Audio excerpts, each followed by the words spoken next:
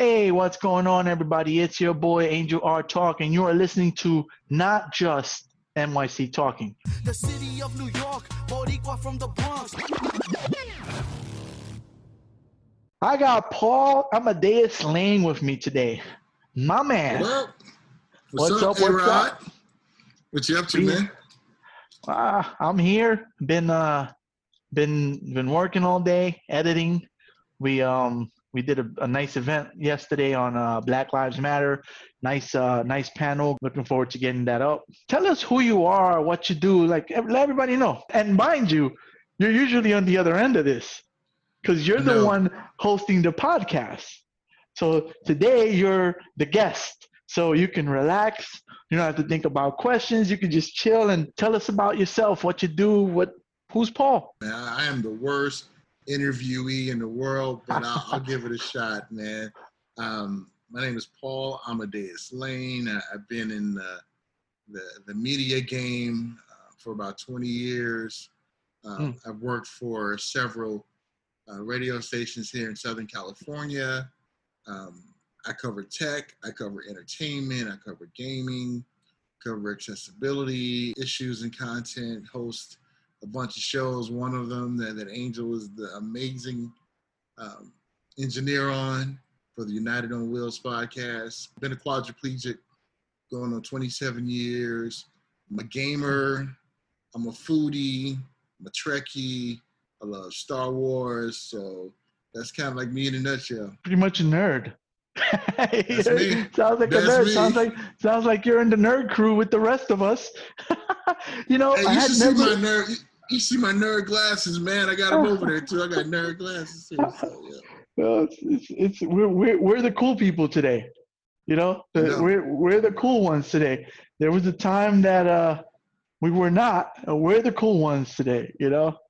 That's what I'm talking about. Also, it should be noted, you said you're 6'6", so you're a big boy. Yeah, that's what everybody says, man. I look at people eye to eye a lot in the chair, but I was involved in an automobile accident back in 1993. Right when the impact happened, I was in the back seat. I knew something was wrong. I felt a pop in my chest. Wasn't able to move, and I wasn't driving. I was just a passenger in the car. And that's when I lived in Long Beach. So we were on the 710 freeway, Long Beach, California. And it was a 5-car pileup. 7 people were injured. I was the most severe. Spent about 8 months in the hospital. Had all the problems from a collapsed lung, heart stopped for 52 seconds. They only gave me 72 hours to live. My name had a trach, internal bleeding. You know, I ran the gambit when I was in the hospital. I mean, that's kind of what happened. Wow.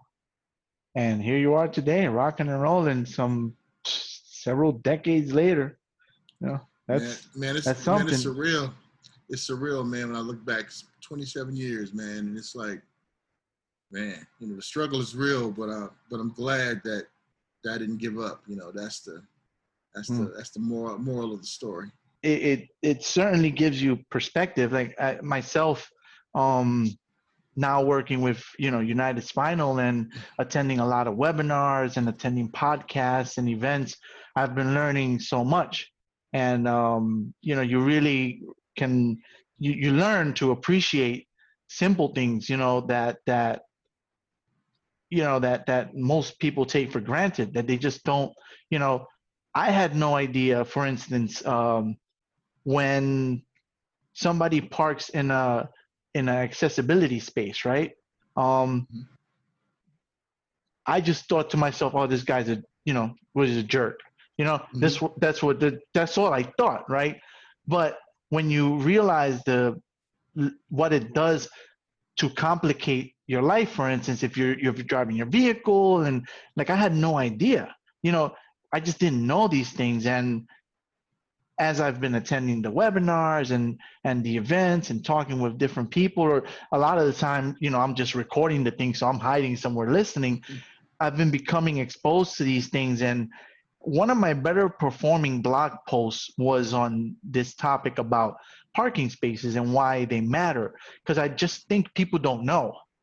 You know, this is why it's good to talk, to share with people, because they just don't know. Like I had no idea how Jose would get in and out of his vehicle, how much space he requires, and why that big space is what it is.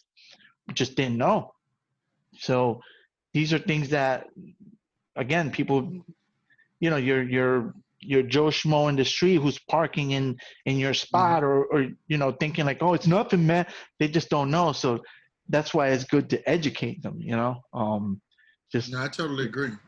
What's crazy is before my accident, I was a EMT, emergency medical technician for LA County, and I worked for a company called 6'6", and you fit in an ambulance. Man, it was funny, man. And I drove and was an attendant, so we had dual drivers and dual attendants.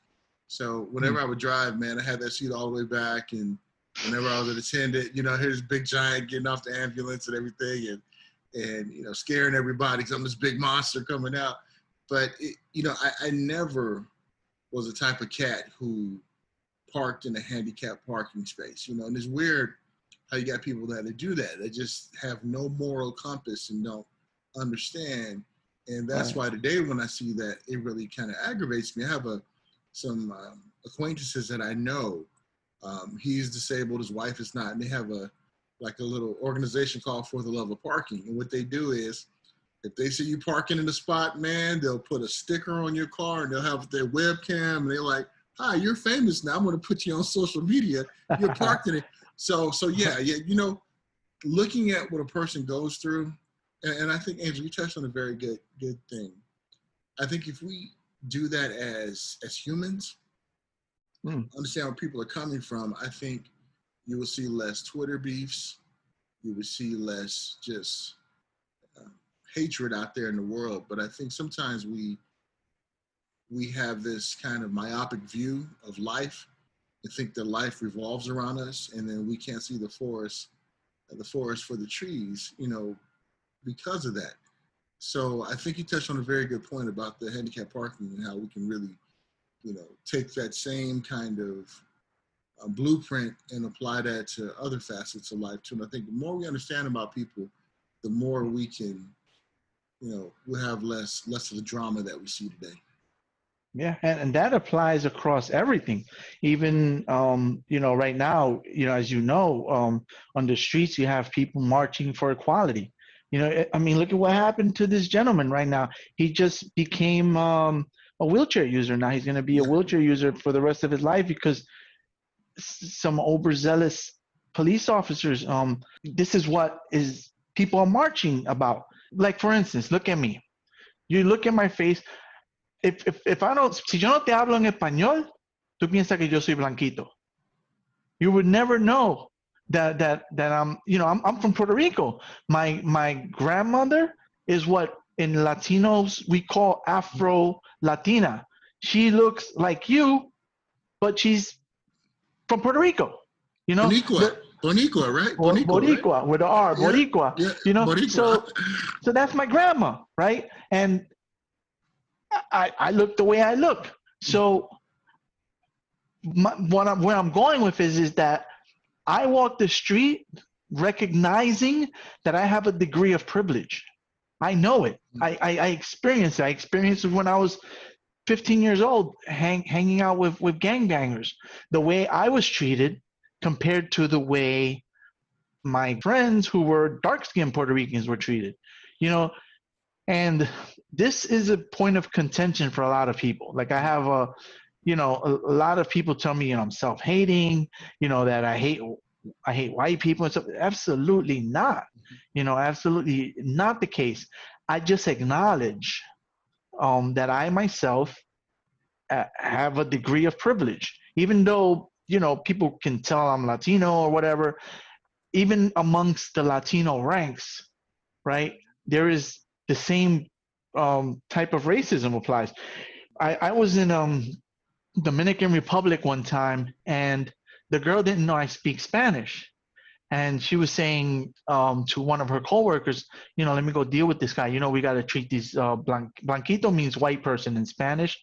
We got to treat these blanquitos with extra delicate care. And and I'm hearing this, and she didn't know that I could understand her. And then she came over and talked to me smiling and stuff. And I said to her in Spanish, and I understand what you're saying. She just went pale.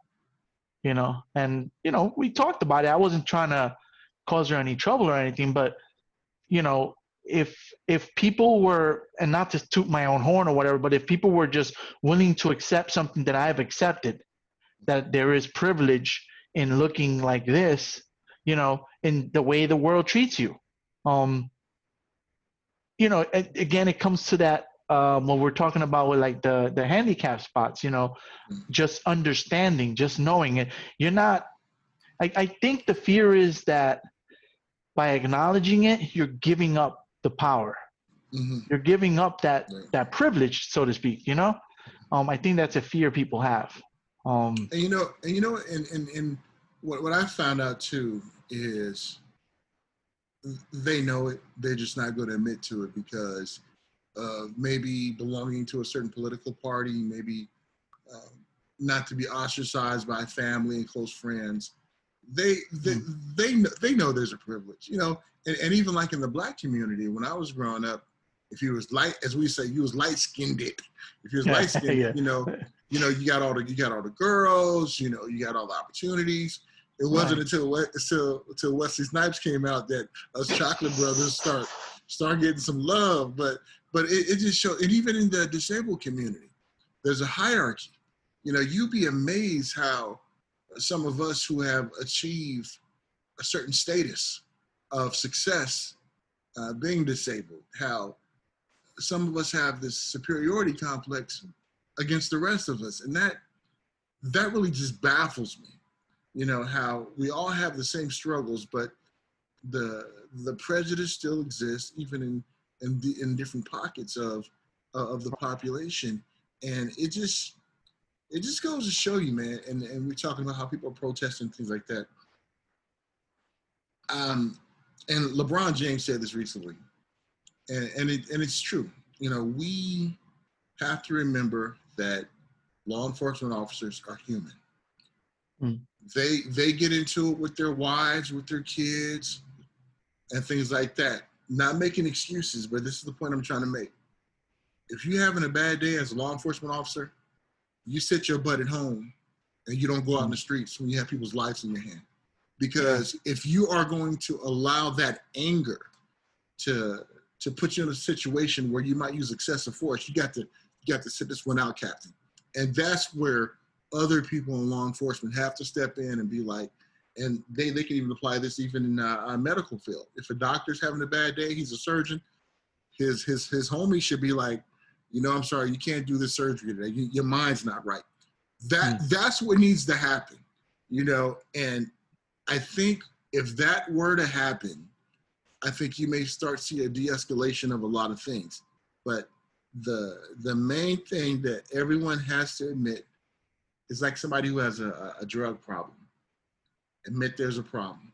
There is systemic racism in the United States. There's outright blatant racism in the United States. Getting people to admit that, to acknowledge it, it's two sides on that one. There's two sides on that. And some people simply will, they just completely write it off. Like, no, it's not. It's not. And then there's the other ones who say, yes, it is. No, it's not. And they make it into this right and left thing. And it's crazy because it would appear to me that anybody with common sense can see it, can simply see it. And they're like, well, the statistics say, that there's more white people who are killed by police than black people. And then somebody's going to say, well, if you look at the number of white people to black people. And I mean, I don't trust stats all that much, right? Because people cheat on stats. Like they play golf, they cheat when they play golf. So, you can work the stats, right? I go by, and this may be an error, but I can only go by what I see. in real world. And granted, my world is in New York City. So, in my world, it's a predominantly Latino and Black world with, white people sprinkled across it, right? But maybe if I lived in Pennsylvania or if I lived in certain parts of Texas, my worldview would be different, right? But I can only speak on what I've seen, right? As a person who used to hang out with gang members and a kid who grew up in what we call the ghetto, in the 80s and the 90s, I saw what I saw. And I got roughed up by the cops. They did me dirty, but compared to my friends who were Black or Latino that looked Black or were darker Latino, I would maybe get a ticket, they would get arrested.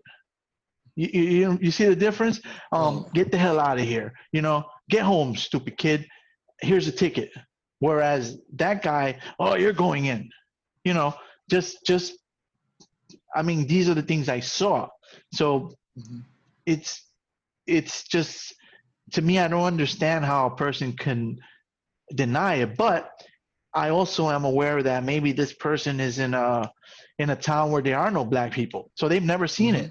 So to them, it doesn't make no way. That's crazy. The problem is that they refuse to hear the Black person's point.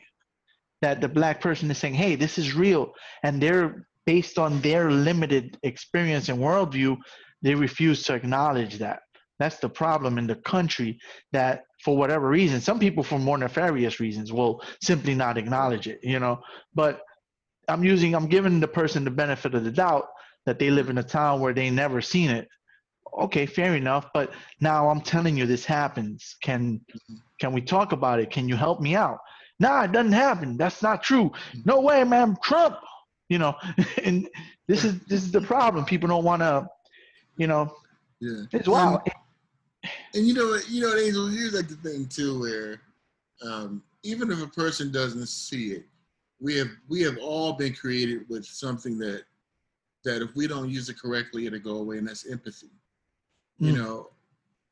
If we don't see another person's pain or feel another person's pain in our heart, we will never ever get to the point where we can understand things like racism, because we just lack empathy. And I almost quit Twitter the other day, and I'll tell you why. Twitter, when I say this, I probably would never get verified, but I really don't care. To me, Twitter, it's only the Not Just NYC Talking podcast. You're safe. Yeah, Twitter's not going to hear it. You're safe. well, it's Twitter, I believe, is a lot of the problem. And when I don't want to say glorify, but when they reward vile, divisive talk by giving people blue check marks, it just shows that the more of a fool you act, the more you will get praise and you will get noticed. And let's face it, Angel, if you and I are hanging out in a restaurant, we start bad mouthing people, what is the owner or the manager gonna do? What they gonna do? Yeah. We out of there. And get the hell out. Yeah. And Twitter, they own that space. They can say we're not gonna hang with this, we're gonna make this an environment where people can have a discussion. But Twitter feeds off of just that hatred, man. Look at some of the things that trend. I mean, and it's like people don't even know each other, man. They're like about to go to blows, man. You got people losing their jobs because they so frustrated about a situation, and they end up calling people out their name, using racial slurs, and now their chicken has been taken off the table because of dumbness like that. And it just, I think social media has a lot to do with that, man. Like even on Facebook, like I know some celebrities that I'm friends with on Facebook, and some of the stuff they would say about like protesters, about running people over in a car. Yeah. And I'm sitting up there like, man, I can't get down with you, man. I'm gonna have to, I unfriend them. I don't follow them no more. But tragedies magnify who people are. You get to find out who they are and find out what's in their heart. And it's just really sad, really sad. And even like, let's say you and me as a member of the Black community, you know, I never want to give the impression that we ain't got problems either. You know, the Black community has problems, and the same problems that face every race, we face too. The class distinction, thinking we're better than certain people. We don't want to be extra drama, but we want to recognize, yeah, there may be, you know, other races that get murdered at the clip that we get murdered by law enforcement, and recognize that. And I think if we recognize the fact when someone says, oh, you know, a white person gets killed by the cops too, if we as Black folks are like, yeah, I definitely understand that, and it's sad. So what can we do to stop all that? Correct. And then that's exactly it. That takes the power out of their hand. Now they're not gonna say, oh, you said blue lives matter, Black lives matter. See, they have nothing to say then. If you say, okay, how can we work together to stop this? They shouldn't be killing you either. Yep. Right? They shouldn't. We're not saying don't just kill Black people.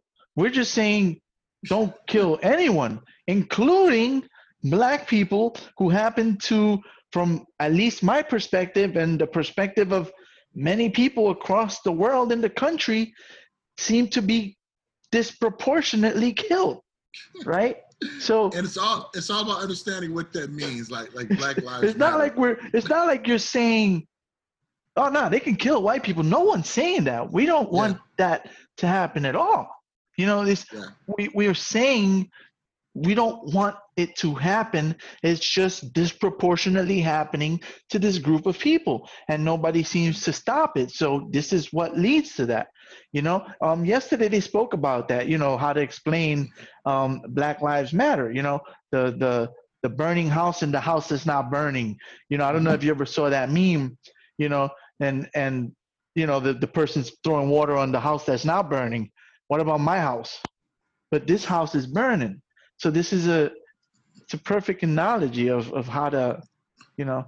It's interesting. Like when people look at the Black Lives Matter movement, and again, you know, most people who understand the plight of what people are going through, they understand why people in that movement say that. They're not saying that they're better or worse. They're saying that we're all created equal.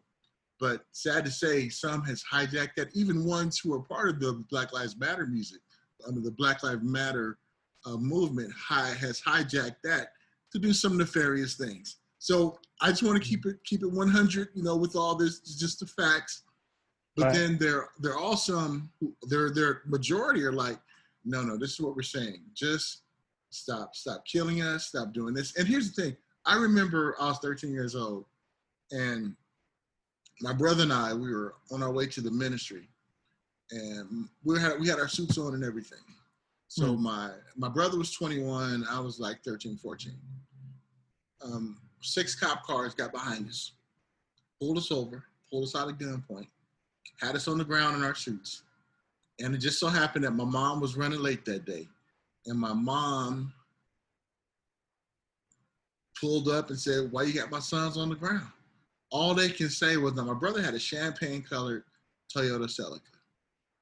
All they could say was, oh, a car like this was in a robbery, and instead of an I, it was a T on the license plate. And we all know what that meant. You know, they were just trying to pull us fit the description. The vehicle fits the description. And for us to say that doesn't exist, that's not being truthful. You know what I mean? It exists. So, you know, I was raised that I love everyone. I don't look down on no one. Has my experiences kind of shaped my view of certain things? Yeah, because I'm only human. But I work within myself, and not to let those come out and shape my view of my fellow man. But it's just, it's just really interesting where we're at. And I'm sorry, man is not going to be able to straighten this out. It's not, man. You know, it's going to take a higher power that's going to straighten this out because you know, let's face it, man. Man can have the greatest intentions of all. Like Angel, let's say if you were President Angel of the United States, you know, you're a good dude. But then you have to worry about everyone else in other parts of the cabinet to make sure that they do what you tell them to do. And it's like, you don't know if nobody goes. People are going to be fighting me. And people are going to, some people are just not going to like what I say. They're not going to like what I do. We're in that kind of a world that it doesn't matter, you know, what you say or do. You're going to, you know, I put up a post, and all I said in the post was, I said a couple of things, but the main takeaway was you cannot eliminate police in New York City. You cannot eliminate the police. No. We are incapable of behaving or policing ourselves. I'm sorry. Look at New York right now. New York City is tripping, man. I had 2 shootings right around the corner from where I live within like a month of each other. 2 shootings. I live in a quiet little neighborhood, and it's you know, now they're having prostitution. The gang people are getting shot at, and like New York overall. I went in the subway. There was dudes with boom boxes. It felt like the 80s. Wow. Did they have the fat shoelaces too? You know, the Adidas, you know, like it felt like I was in the 80s. You know, where's the Fila jumpsuit, just, you know, with the Kangol? Like I feel like I'm in the 80s, man. I was walking with my wife, and there was these 5 dudes, a woman and a baby. I'm just walking by them, and one of the guys, he's just mean mugging me. And I look at him, and I see him mean mugging me. So I'm like, hey, what's up, brother? How you doing? And he just stays looking at me. Then there's 4 other cats. So you got a mixture of like Latino and black guys, you know, a baby and a woman. So the baby's cute. You know, it's a cute baby. So I said, oh, man, it's so cute. And then the guy just, like, he steps forward. Like, this guy wants to fight. Wow. All I was doing was walking by them with my wife. And I said, oh, cute baby. And then one of the guys, he goes, yo, my man. And I turn around, and I see 4 guys staring at me. And then it kind of clicked in my head, like, yeah, I'm about to get jumped. You know, like I'm with my wife. I'm about to get jumped, man. And I'm kind of like gauging the situation. In my mind, at that point, you're in, right? So you know, I alphaed up. You know, I was like, what's up, man? What's going on, guys? How y'all doing? You know, I just went right into the lines then. And I was like, how y'all doing, man? What's going on, fellas? Like, you know, like I'm like this, like, what's going on, guys? And they're just like, you know, and the guy's like, yo, next time walk around. And I look, and I'm like, in the street? Because they kind of had the sidewalk covered, and he wanted me to go to the street and walk around them in the street so I could get hit by a vehicle. I was like, my man, come on now. Come on. And he just looked at me, and I'm like, y'all take it easy. Y'all have a good day. Meanwhile, the mean mugging guy, he kept mean mugging me. So I was watching him the whole time. But this was just walking to the train, man, to go celebrate my mom's birthday. I mean, and that can happen anytime, anywhere. But where I live, you know, there's no hanging out. There's no people kicking it in the street. It's a residential area with the courts and stuff. So I've never seen that. But lately, it's starting to get to the point where I have to bring out that Bronx mindset of, like, you know, like I'm among wolves. And the only way a wolf survives among wolves is to just, you know, when they go, if you go, they'll devour you, you know? So that happened. And then I was thinking about it, and I regretted it. Like I regretted it because I was with my wife.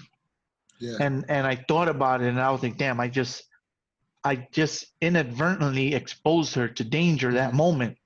You know, even though she knows, like I've told her, if you ever see me get into with anybody, even if there's 5 dudes stomping me, get away and call for help, call the cops or whatever. Don't try to help me. You can't help me.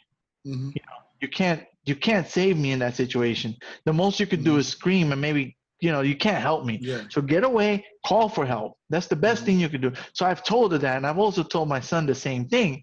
But I regretted it because had that popped off, she was in close vicinity for me, and I regretted it. But it was that Bronx, that street instinct that just it happened so fast, man. Like I didn't even, she tried to pull me towards the street, and I'm like, hell no, like I held her hand, and I was like, no, we're walking on this sidewalk. This is a sidewalk to walk on. Definitely. Screw these guys, and I just kept walking. And again, on hindsight, I was like, damn, I just kind of created a dangerous situation. I regretted it. And I apologized to her when we got to the train. I was like, babe, I'm sorry. And she's like, why? And I explained to her, I was like, well, she's kind of oblivious because she didn't grow up in this environment, So I had to explain to her, like, well, here's what happened. This whole dynamic just went down. And she perceived when I went back and I was like, what's up, fellas? But up until that point, she didn't know what was going on, So I had explained to her, one, what I did, and, that I was sorry, But the main point of that long-winded story is I'm just walking to the train to go visit my mom in New York, and and I got to start flexing up like that. Yeah, it's crazy. It wasn't like that. It wasn't like that not that long ago. It's just recently. I feel like things have gotten really bad since COVID. Yeah. Ever since COVID, things have just, I don't know if it's the same for you out in Cali, but in New York, since COVID, I feel like things have in the street, just in the street, just general, have taken a turn for the worse. Well, I noticed the other day, my wife and I went through a drive-through, and we came out. We was in the left-hand turn lane to turn, and there was a car in front of us, and the light turned green, and they didn't go yet. So the guy in back of us was on his horn, beep, beep, beep, beep, beep. So, we couldn't go until the car in front of us went. So the car in front of us went. So this guy like speeds around us. And then I'm like, what is this fool doing? And then he like gets in front of us to turn right. So I'm like, okay. I had to catch myself. So I looked back at him like, what's your problem, man? So he sees a car with the handicap license plate. He doesn't see how big I am. When he saw how big I was, then he kind of fell back. But it just goes to show how angry people are. Man, people are angry, and it's a dangerous world. And I got to thinking, I was like, what if that dude pulled out a strap and started busting on my car? I get hit, my wife get hit, and it's just really crazy. And it's not like you did anything. You were just behind the guy. I mean, people are just really on fire. And I think, and it's kind of like when I got in the radio industry, one of my mentors told me, he said, if your owner is operating on the 3 of 1 to 10, everyone else will only operate at a 1.5 or a 2, never as high as the owner.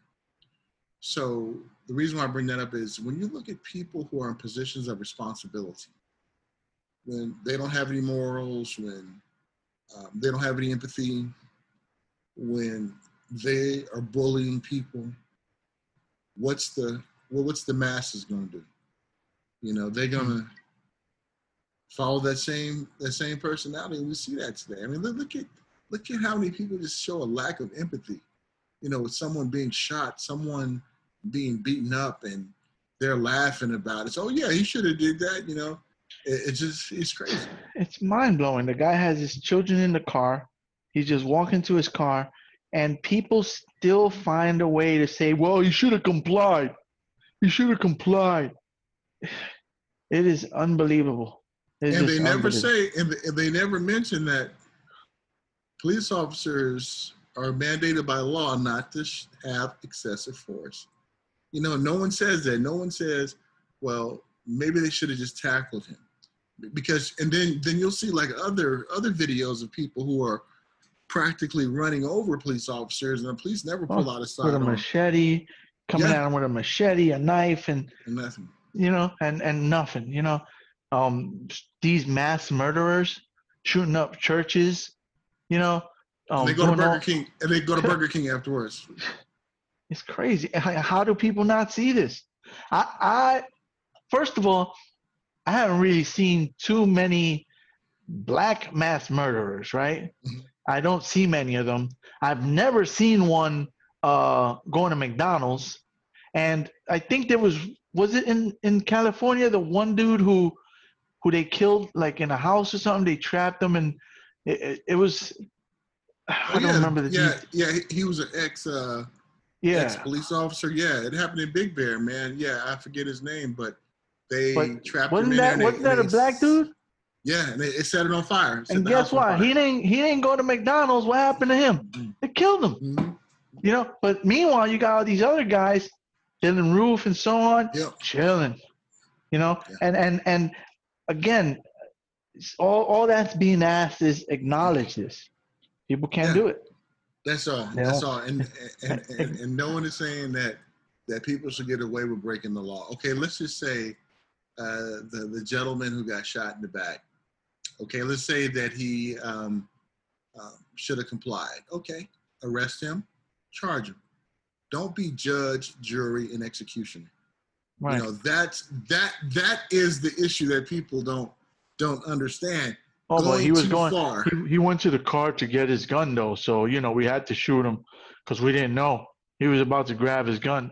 Yeah. Come on now, you know. Yeah, you already had your guns drawn. You could have tackled him. You know, you tackle him, subdue him. You know, it's like they have. You know, and I think it's sometimes the way they program. It's speaking on police officers, like like you mentioned before, they're humans. They have PTSD, so they need very special mental health treatment. Mm-hmm. They need to be, evaluated. They need to be checked. They need to be treated. Even training needs to be much higher, a much higher level of training. You have to check their personalities, make sure they're not bully natured. And you also, in addition to bully, which is one extreme, they can't be fearful. No. They can't be fearful because I know I can't be a cop because I'm a anxious person. I grew up in the South Bronx, and if I see five guys, whether they're black, white, Latino, Asian, if I see five guys walking towards me, I get anxious. I get nervous.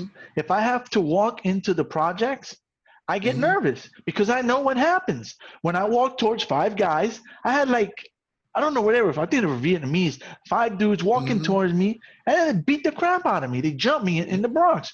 I had white dudes jump me. I had black dudes jump me.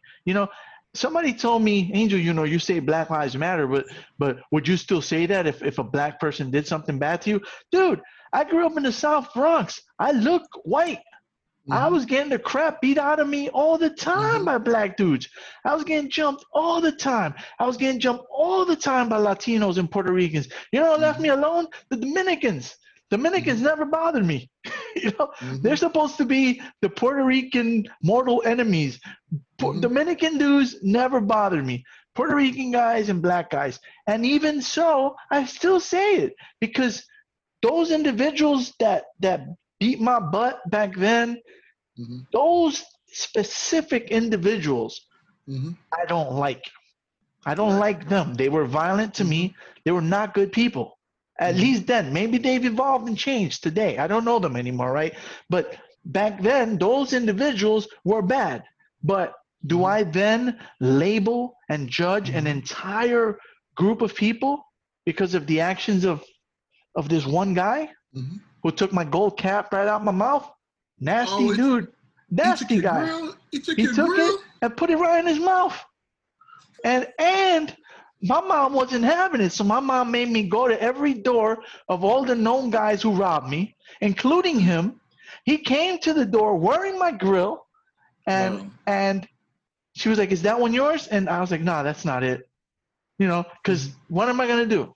What is my mom gonna do with this guy? He ain't gonna do nothing, But that's him, that individual. So am I supposed to then say, "Well, you're black, you're just like him. I don't like you." Am I supposed to say that about one of my closest friends? Well, you know what? We're boys and you're my close friend, but you're black. You're just like him. No, like it doesn't work that way. You know, I apply the same logic to police. Now, some people get on me about that, but I mean, I apply the same logic. Like I had that cop that, I lived in a block. They put up a precinct that came long after I'd been living on that block for years and years. I was standing near the precinct, and this cop came and slammed me up against one of the vehicles, slapped me in the head, frisked me, and accused me of trying to steal the cars from there. And I said, officer, I'm just waiting for a friend. And he's like, you talking back, boy? No, sir, absolutely not. I respect you guys. You guys protect us. He's like, boy, you still talking?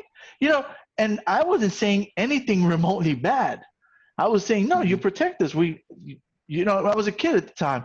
Never disrespected a cop. Never, I was like, absolutely not. Officer, I'm just waiting for some friends. He's like, you got any tools on you? Because you got anything you could poke me with? Hey, I'm going to find it. And I'm like, hey, I got nothing. And he's like, roughed me up, and then told me to get the hell out of there. Meanwhile, this is my block where I grew up, where I play as a kid. And that cop was a bully. That was a bad cop. That guy was looking. He was looking to beat my ass. He said, you want to go inside? Pointing towards the precinct, And I was like, well, no, sir. I don't understand what you're saying. Oh, you a smart ass. Like, I genuinely had no idea what this dude was beefing with me about. But in his mind, he thought I was trying to, steal car parts and stuff and rough me up. And, I mean, I wasn't happy about it, but I didn't,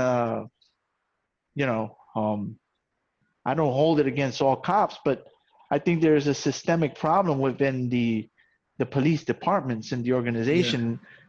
It's the fear that if they give up that protection, one day they might need it and they won't have it. I think that's the bottom line, that, listen, if I turn on this guy and crucify him, then I will take away that blanket of safety that I have. I think that's what it all comes down to when it comes to police officers who, they call that thin blue line. They stay quiet and, good thing was that a lot of officers spoke up about George Floyd. Okay, so you've been involved with Sony. I've seen something with Android. I mean, you've been working with all these tech companies. That's pretty dope. Like, what are you doing with them? With Android and Google, they did like a little 3-minute movie on me about Paul plus voice access. So I saw that.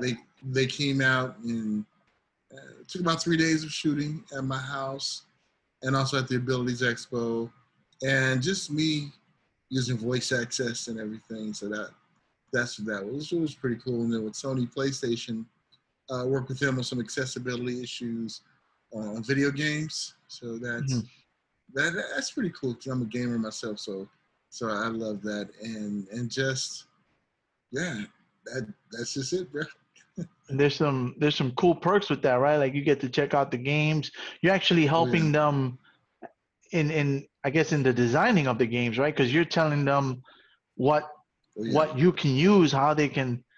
Yeah, that's pretty cool. So you get early access and it's pretty dope. Well, it's one of those things where they have me under so many NDAs, I can't never talk about it. But since the projects that I have worked on, it's really cool to see the beginning stages of it and them asking you what will make gaming more inclusive for you. So that's kind of the pretty cool thing, about that. And the Google Android thing, that was really, really, really a treat being a part of that. And that looks pretty good. It's right on your website, right in the front. It's on the your website. It's from center. If you go on my Twitter page, it's my pinned tweet on my Twitter page and stuff too. So once you check it out, and even on my Facebook page, I have permission. Yeah, it's pretty cool stuff. Like, I get invitations on occasion to read books before they come out, and to check out shows and stuff. And it's always nice to kind of get an early, Mm-hmm. you know, because of what we do with the, you know, the podcasts, the blogs Yeah. and stuff. It's pretty neat to get involved with that kind of stuff.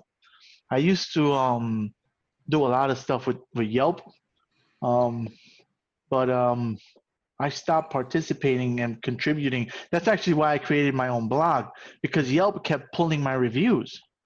Mm. So, you know, and granted, sometimes I was a bit harsh. So I guess I understand that, but it would have been nice to have been warned, you know, so Oh, yeah. they would just pull the review and I would lose the content. So I spend hours writing, and maybe one of the restaurants pays them, they pull the review, you Oh know, yeah, that's you what I know, hate. It's not they're not you keeping know, it real, man. right, right. You know, they actually call restaurants and say, hey, we'll give you a better placement, or we're going to Mm-hmm. bury you, or whatever, depending on whether or not you pay them and stuff.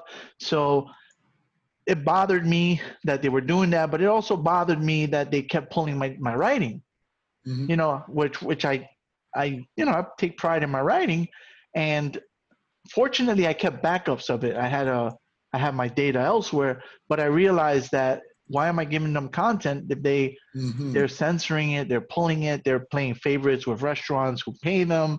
And that's how I ended up creating NYC Talking in 2012 because of that. And I started originally as a restaurant review site. Mm-hmm. And then I started doing more things in there, you know. So that's cool. See, and that's what we notice. Like when we get frustrated, we get creative, Mm. and the fact that you created your own thing, I mean, that just shows, man. If Yelp want to be dirty, and Hey, not being, you know, not keeping it real, you know, hey, you go ahead hey, and build your thing I'm sure that Yelp has survived just fine without me. without you. but you know what? If it's Yeah, if there's a bunch of angels that leave, they won't. man, that's true. You know. You know, it's just I was just bothered that you know, Mm-hmm. I mean, at least tell me, hey, we're gonna pull this review, and I would save Mm-hmm. it or whatever. But fortunately, I always kept copies of my writing. I didn't, you know. But after that, I no longer, you know, I no longer gave them content. Mm-hmm. You know, they Mm-hmm. couldn't be trusted. You know, I got an idea that I came up with a while ago. Um, I'm gonna let you pick a theme. All right, it's a Okay. little game, and I've been thinking of whether or not I should do this at all, because I don't know if I get in trouble because I'm using songs that are not mine, you know. But it's just little snippets that I've been Right. doing. So far I haven't gotten in trouble, and if I ever get big enough that it matters, I'll just remove them. There you go. There you go. I'll just edit them. So I'll give you a choice of themes, two themes that we could work with. Or you want me to mix it up? Tell me what you want. I'll let you choose. I have uh, I have wrestling and I have TV shows. You want to Let's go? You want to pick a theme? let's go with TV shows. TV shows, okay. Because I've just been picking up like I heard a song, and I was like, oh, this would be kind of awesome for a game. So I'm gonna play a snippet, and let's see if you can catch it. All right, so we're gonna go with the theme of TV. All Let's right, do it. all right. Okay, let's do this. That is No I Dream of way. Jeannie. I Oh Dream of my Jeannie. God! What? That quick? Yeah. Wow! Oh yeah. Yeah. Yep. Oh, this is gonna be a challenge then, huh? You came to play. Ah, my man caught Yeah. it with like two notes, I and can name that tune in 2 notes. ah, I did it as a joke too. I just did those two just to mess with Wow. you, and you caught it anyway. Okay. All right. All right. All right. All right. All right. Here we go. Benny Hill, man. Oh my God. Oh snap. Okay. All right. All right. We're gonna have to get a little. All right. This is kind of a theme, but it might deviate. I'll play it anyway. Okay. Well, you know what? I think this one I got to skip a little bit because it's Okay. one of those silent intros, dum, Oh dum, yeah. where you don't hear anything. And to be fair, this isn't a TV team show. It's more of a film song from within a film. I'll give you that. I'll give you that hint. It's a song from within a movie Okay. that pretty much became iconic. Just that one. All right, let's try again. Is it a comedy? It's from the 80s. Drama? I'll give you even more details. It's Okay. it's about vampires from the 80s. Oh, Bad Boys. I think you're on the right track, but you're thinking of the wrong film. Because Bad Boys is Will Smith and Martin Lawrence. Oh, Lost Boys. Lost Boys. Now, do you remember where from the movie, or was that a guess? To be honest. That was a guess. Right, okay. Yeah. So it's a good one. There's a scene in the movie where there's a saxophone player. So the name of this thing, they call it the crazy sax guy, and it was just iconic, you know. But that was unfair to kind of that wasn't a TV team show. It's just I just love the song, so I wanted to squeeze it in there. Yeah, you got me on that one. You know, but I can't fully take that one because it broke protocol. So all right, I got another one. MASH, man. Oh man, dude. Maybe I'm making this too easy. Mm-hmm. That's Three's Company. Love Jack Tripper. I love Mr. Roper, man. The show went down when they got rid of Mr. Roper, man. They got Mr. Furley on that, man. Mr. Roper, man. His character was oh man. I think I'm gonna watch some of that tonight. I'm gonna watch some of that tonight. That was such a great show. Yeah, the Regal Beagle. Hey man, you know who was fine on there, man? Janet was fine, man. I don't care what nobody said. Everybody was like good. Everybody was like head over heels with Chrissy. No, Janet was fine, man. I love Miss Janet. Yeah, she was beautiful. She was beautiful. You know what, man? You're catching these so easy that couldn't bring anything that's at your level. I'm looking at them right now, and I'm like, this is all. Watch this. Now, different strokes, man. Mr. D. What you talking about, Willis? Oh man, I watch this every night, man. On Hallmark Channel, man. Golden Girls, man. Golden Girls, man. Dorothy. Yeah. These are classics, and you I guess I don't think I'm gonna be able to. I'm trying Channel 5 shows, Channel 11 shows. Here's one that maybe you might not have seen. I don't know, because I would have figured the song just because of the theme, but I didn't know that this was their song. Maybe let me see if you got this one. Dukes of Hazzard, man. Oh wow, even that one. Holy crap, man. Cletus and Enos and Bo and Luke Duke. Oh, Daisy, man. Daisy messed me up when I was younger, man. Daisy had it going on, man. Them Daisy Duke song. Come on, baby, get those daisies. Is that where Daisy Duke song. That's where is that where the name come? That's where it came from. Man, I had no Daisy Duke song, man. I had no idea. When you just said that, it just kind of clicked in my head, like, that where the name originated from? Yep, and she was actually in the video too. Daisy Duke. Or Google it. Yeah, I'll have to check that out. All right, let me bring you out of the 80s. Yeah, I think taking you out the 80s might be the trick. Let me put a little bit more. Okay. Maybe you got to hear the intro again. I'm gonna bring the intro back. Yeah, you got me, man. I had to bring you away from the 80s. That was it. Breaking Bad. Oh, see, I never. You never seen that one? All right, then you'll never get that one. Yeah, Breaking Bad. Man. You got me. All right, let me throw you a bone then. Kryptonite, man. You got my kryptonite, man. See? Hold up. You never seen The Office? No. What? You never watched that show at all? Okay. Never watched it. Oh my goodness. I think I got you then.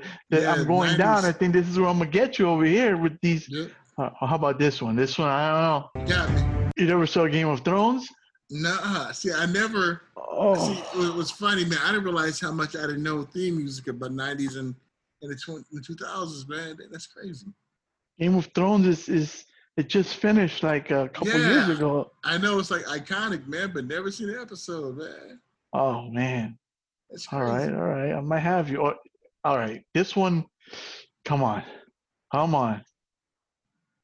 Walking Dead. See, you never seen You've one, never man. watched? You don't watch no current TV shows, man. What's going You on? know what? Let me see. You know what? I watch a lot of sci-fi stuff, so like WB stuff, like Flash, Black Lightning, The 100. You know, but yeah, You man. got off started real good, but I'm gonna I bring it know. back. I'm gonna bring it back to you. DuckTales, man. Ah, that's funny. Yep. That's so funny. Oh man, that's hilarious. I mean, I can't give you. Oh, that's the monsters, man. Isn't that awesome, man? These things, Yep. they just like going through them. Yep. They just feel good songs to listen to. They're like really really cool stuff, man. It's good music, funny stuff. All right, Hulk Hogan. I took it out of the shows. I took it out of the You the did, TV man. I was shows. like, I mean, but you didn't get that song, right? Like you didn't recognize it. Like, all right. Did you watch wrestling at all ever? yeah, in stages. Like I used to watch it when McMahon was a referee. That's how far back I go. And then I stopped watching it for a while. Then I picked it up again with WCW with Ernest the Cat Miller and also Booker T and DDP. And then I stopped, and I haven't picked it up since. So, I only watched kinda during like like the Hulk Hogan era. right. Like that era when Hulk Hogan was Hulkamania, Hulk Hogan. Yeah. Like that era. That's the only one like okay. Yeah. Macho Man. Macho Man. See, you get me now. I got my Achilles heel now, man. Ultimate Warrior. Oh man, it's so awesome. That hypes me up. That song gets me like I just want to throw things. Like That's I want to funny. throw things and break things, Now, it just amps me up. Your wife was funny, man. She's looking at you like, dude, would you just sit down? Yeah, she doesn't like participating in my antics. She doesn't like to participate. Cool, bro. I appreciate you coming on the podcast and chatting and taking time out of your day. If people want to connect with you on social media, if they want to see any of your shows, listen to any of your shows, let everybody know how they can find you and rock and roll, brother. All right. Easiest way to find me, Paul Amadeus Lane. That's Twitter, Facebook, my website, my IG, and the easiest way to spell that, one of my old producers said it, Paul Amadeus Lane. So it's PaulAmadeusLane. Yeah, Paul Amadeus Lane. Amadeus. Paul. Yeah, Paul Amadeus. Amadeus. That's funny. Yeah. My handle for a long time was Erotimus. So when I noticed Amadeus, that caught my attention. I love it. Yeah, I use Erotimus. I still have it on some platforms, but I always had to spell it for people, just like you had to spell it. People don't know how to spell it. So I said, well, you can't mess up Angel R Talk. Yeah. You can't mess up Angel, because I'd be like Erotimus. They're like Amadeus, Artemis, Yeah, Artemis, ready. ARTE. No, Arod Omis. Rod Omis, Now, is it Angel or Angel? That's our inside joke, right? Remember that? You talk to me in Spanish, Angel. Talk to me in English, Angel. The city of New York, Boricua from the Bronx. www.nyctalking.com. Please follow Angel R Talk on Twitter and Instagram. Please like NYC Talking on Facebook. Thanks for listening.